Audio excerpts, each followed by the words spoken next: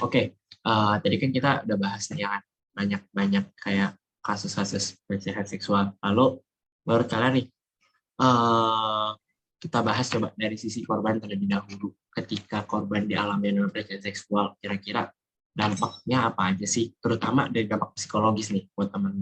Biar supaya tahu kalau misalnya pelaku mau nonton ini, mereka juga untuk berpikir 2 kali karena memang setiap orang tuh punya mimpi dan cita-citanya masing-masing.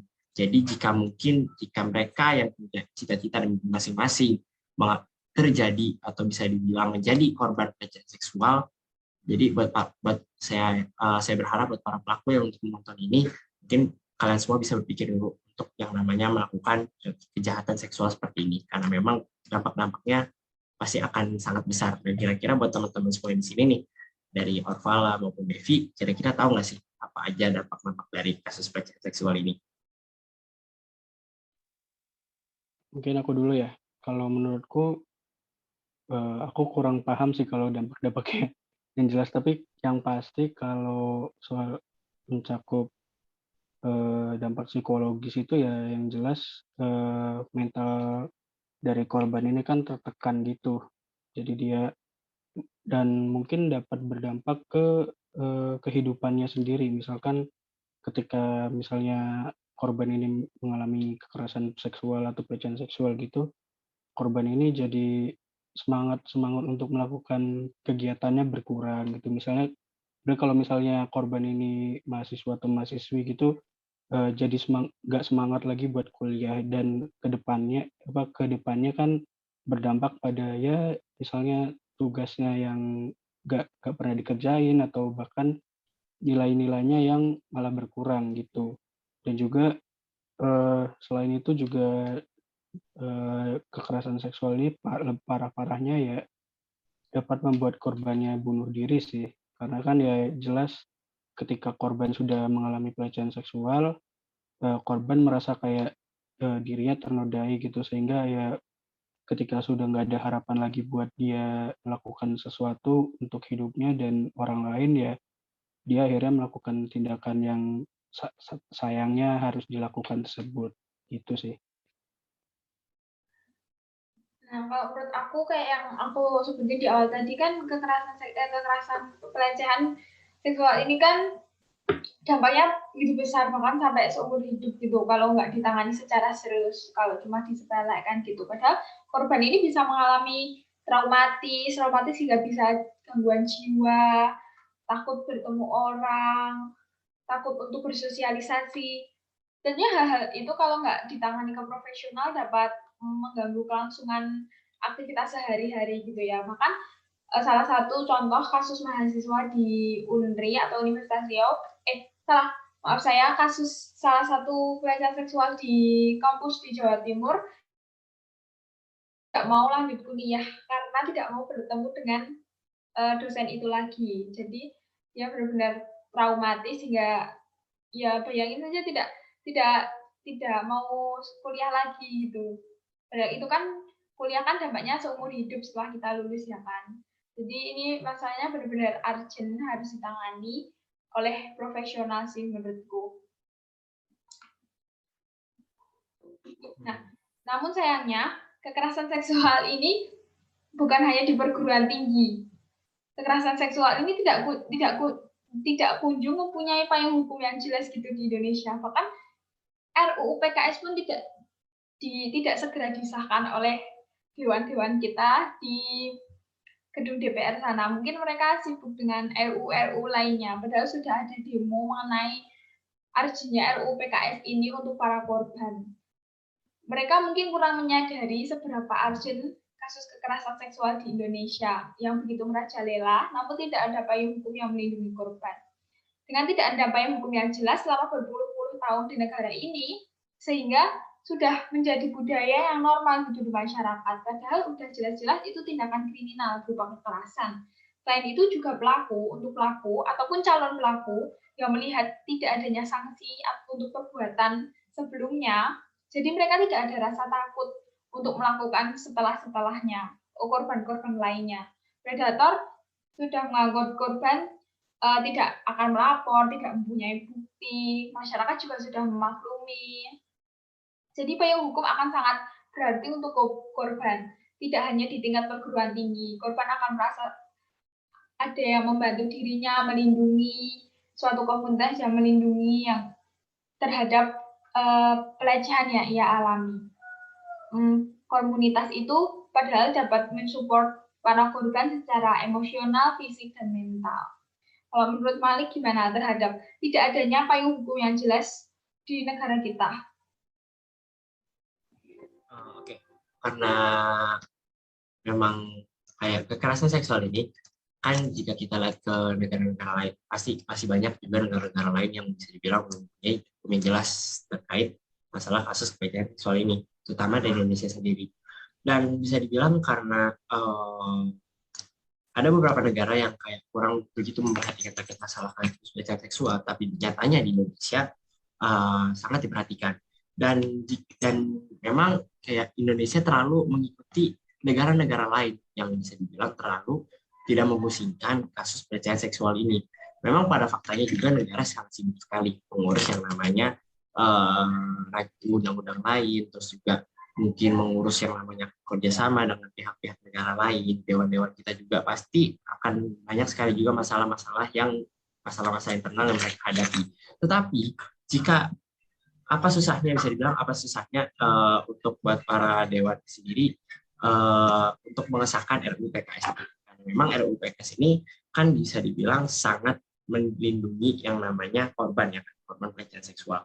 Tetapi pihak pemerintah sendiri kurang cepat untuk atau bisa dibilang kurang gercep untuk menyepakati atau bisa bilang ya menyimpulkan atau bisa bilang mengesahkan RUU PKS ini. Jadi dengan tidak adanya payung hukum di Indonesia ini, para pelaku jadi semakin sangat senang atau bisa bilang ya semakin ingin mereka untuk melakukan yang namanya kejahatan seperti ini.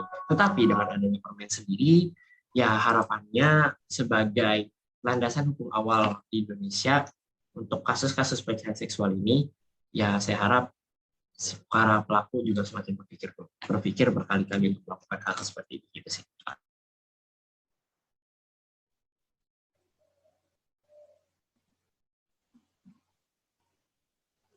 Benar banget sih. Selain itu kan juga dengan budaya kekerasan seksual yang menjadi budaya dan tidak ada payung hukum ini kan sebenarnya juga ada cara lain, yaitu korban bisa melaporkan kasus ini misalnya mungkin ke Komnas HAM, Komnas PPA, atau misalkan ke BEM kalau di kampus, atau ya ke pihak universitasnya langsung, atau mungkin ke misalnya kalau mahasiswa itu ya ke Kemendikbud gitu ya. Tapi kan dengan ketika korban ini melaporkan hal tersebut, kita nggak bisa menjamin bahwa kasus ini akan berlanjut sehingga ada yang bersalah gitu. Seperti yang sudah kan kalau kasus di Indonesia itu banyak sekali yang ketika sudah dilaporkan, namun kasusnya hilang begitu aja gitu. Jadi ya saya rasa kurangnya payung hukum ini juga yang membuat korban ini malas untuk melapor dan pelaku menganggap bahwa ya udah dia sukses melakukan kekerasan tersebut dan bahkan dia mungkin berencana ingin melakukannya 1 atau 2 kali lagi gitu. Nah, tapi seperti yang kita tadi sempat bahas ada yaitu Permendikbud itu kan bisa jadi gambaran bagi kita sebagai mahasiswa untuk kedepannya.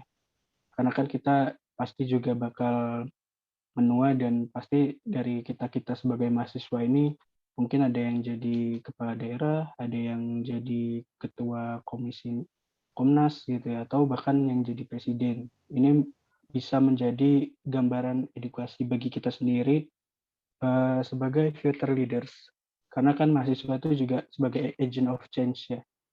Ketika kita mungkin yang dari kita ini yang akan menjabat dan menduduki pemerintahan di masa depan ini bisa mengubah yang namanya budaya-budaya yang normalisasi tadi itu dari yang buruk menjadi berkebalikan dengan adanya peraturan-peraturan dan juga payung hukum yang jelas bagi korbannya.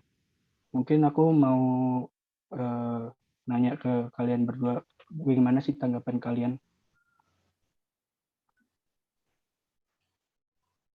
Eh, Tanggapanku ya, pertama, kampus ini kan sebagai institusi pertama yang berinteraksi dengan kita saat kita di awal dewasa.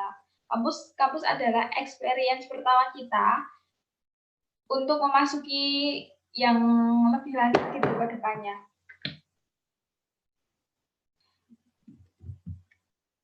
Makanya kita harus merubah sistem ini dari kita di kampus, karena kampus kan sebagai lingkungan institusi yang besar gitu. Jadi saya pribadi sangat mendukung dengan adanya permen ini di lingkungan kampus. Itu sih kalau menurut aku. Ibaratnya kita divaksin dulu sebelum masuk ke dunia kerja. Kita dididik mengenai kekerasan seksual, berani melapor, berani tahu apa sih pencegahan, penanganan yang dilakukan saat korban mengalami kekerasan seksual. Kalau dari menurutku sih ya, terkait masalah ini, karena kan dengan adanya permen juga, itu juga akan menjadi edukasi bagi mahasiswa. Lalu ketika kita beranjak dari yang namanya SMA ke dunia universitas sendiri, kita berubah status yang namanya jadi siswa menjadi mahasiswa. Jika mau diartikan secara ini, mahasiswa itu kebagi dua kata, yaitu ada kata maha dan kata siswa. Maha itu artinya besar, dan siswa itu adalah di kita sendiri. Jadi dalam artian adalah kita ini pelopor awal, menolak awal, atau bisa dibilang bisa dibilang penggerak dari semuanya. Mungkin dari kasus-kasus masalah lingkungan masyarakat, kasus-kasus masalah yang menyinggung sama sekali masyarakat, disitulah kita penggeraknya.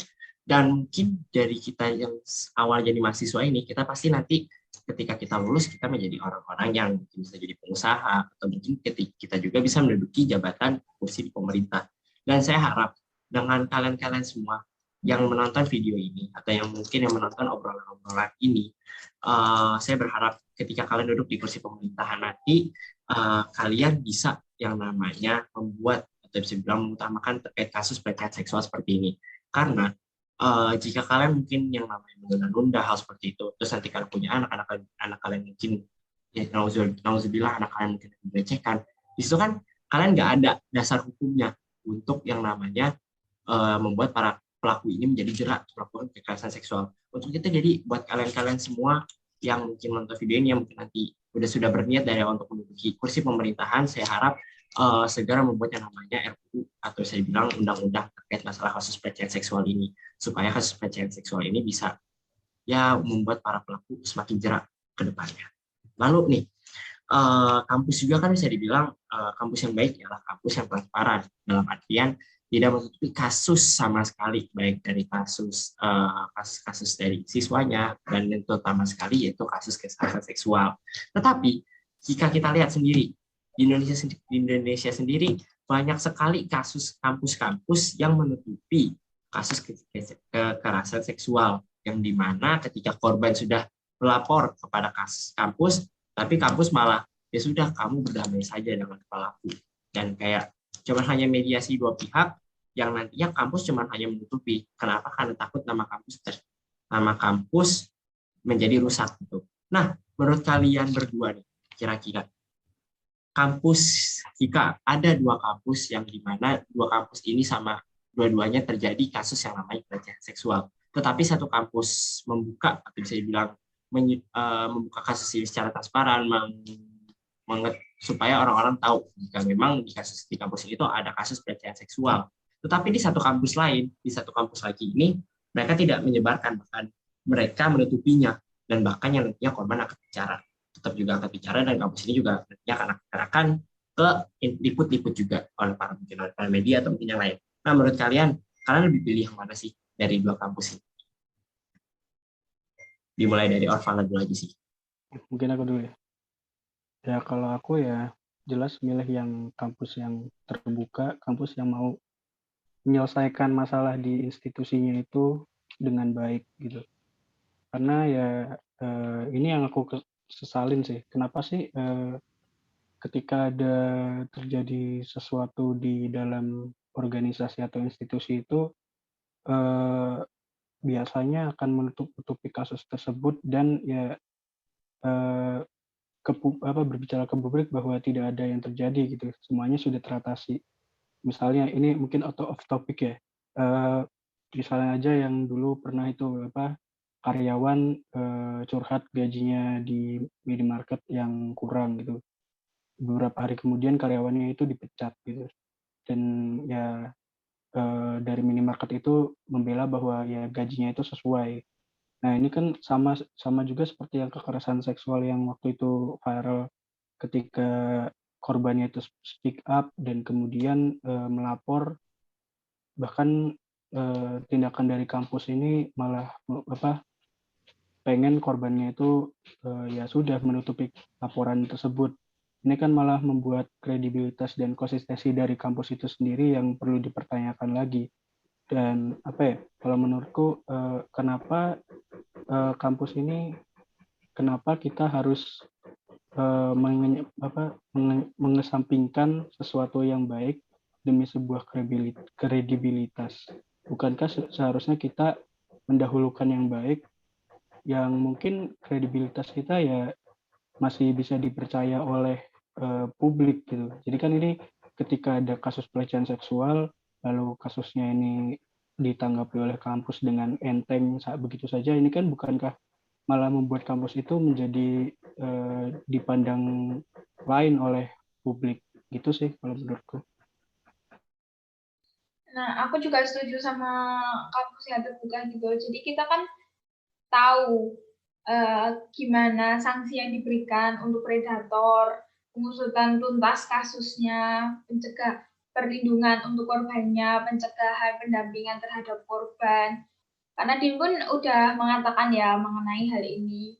Sekarang kampus mempunyai konsep baru, yaitu kampus yang baik adalah kampus yang secara terbuka dan transparan pencegahan penanganan kekerasan seksual ini sendiri.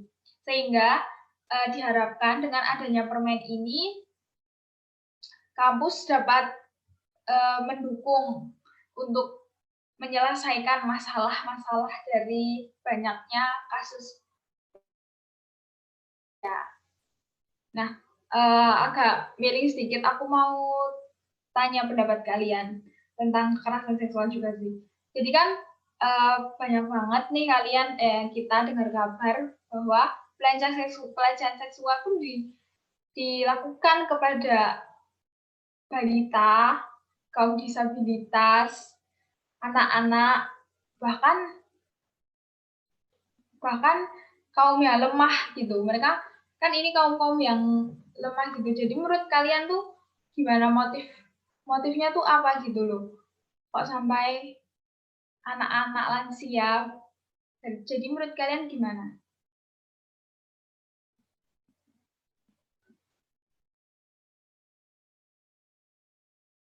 Oke, berarti tadi terkait konsep predator. Kalau menurutku sendiri kayak ya memang seperti hukum alam sih. Kayak di mana orang yang kuat mengejar orang yang lemah. Atau bisa dibilang orang yang kaya memperbudak orang yang miskin. Dan ya konsep predator juga pasti seperti itu. Pasti mereka mengejar orang-orang yang lemah. Dan itu pasti ketika melakukan yang namanya kejahatan seperti ini, pelaku udah pasti yang namanya mengintai terlebih dahulu. Dalam artian si A bisa bilang ada dua orang, si A dan si B, tetapi si A ini terlalu lemah, atau bisa dibilang kondisinya sangat-sangat diuntungkan sekali jika pelaku melakukan yang namanya kekerasan seksual.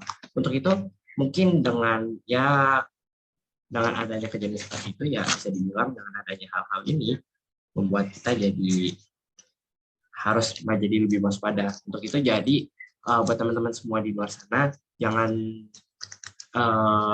mau lihat lemah terhadap orang-orang yang mungkin udah kalian kenal atau mungkin bahkan yang kalian belum kenal. Karena memang jika kalian lihat lemah, mungkin kalian bisa jadi salah satu korban atau mungkin salah satu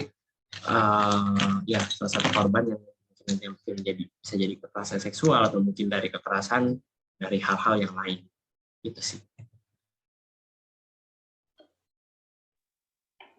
Kalau menurutku tentang konsep predator ini ya namanya seperti tadi aku bilang ya, kalau nafsu orang kan kita nggak ada yang tahu orang nafsu itu seperti gimana, dan apa ya, ibaratkan orang perampok gitu kan. Ketika dia ingin merampok kan dia sudah bodoh amat dengan dengan yang namanya risiko.